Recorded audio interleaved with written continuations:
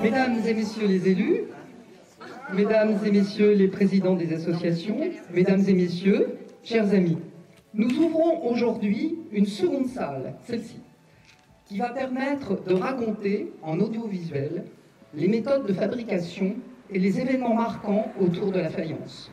Nous avons de plus l'honneur de vous faire découvrir la porcelaine de Boissette, qui fut initialement une faïence, pour devenir porcelaine en 1775, un siècle avant Rubel. Nous souhaitons en effet ouvrir cette maison aux faïences et porcelaines de tout le territoire. La nouvelle salle, inaugurée aujourd'hui, vient élargir la vision de l'industrie de la faïence sur notre territoire. Les pièces qui nous ont été confiées par le village de Boissette datent du XVIIIe siècle. Je remercie chaleureusement l'agglomération Melun-Val de Seine et l'Office de tourisme Melun-Val de Seine de nous avoir accordé le fonds de concours qui nous a permis de faire cet agrandissement. Merci à Monsieur le Président Franck Vernin, au Président de l'Office de tourisme Willy Delporte, aux membres du jury Lionel Walker, Corinne Picot, directrice de l'Office du tourisme.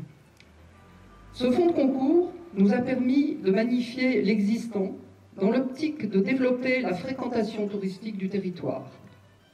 Eh bien, bonne visite, appréciez bien le Rubel et le Boissette.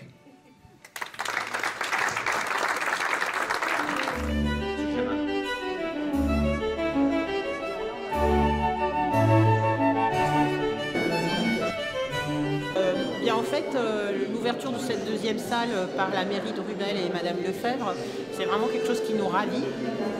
C'est un long travail et j'étais justement en train d'expliquer que c'est un espace qui peut être utilisé de façon multiple ici pour des expositions de faïence d'ici ou d'ailleurs, par exemple Boissette, mais aussi pour des besoins de salles de réunion, pour des passages de films sur le thème de la faïence.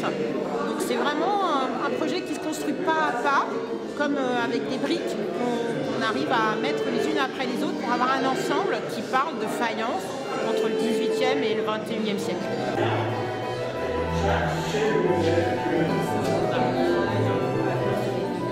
On avait des choses qui étaient accrochées.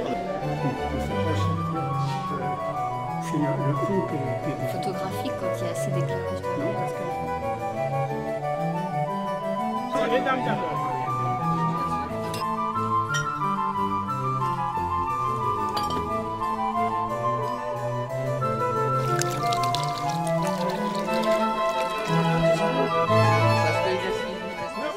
Donc tout a été fait pour que cette faïence soit mise en valeur.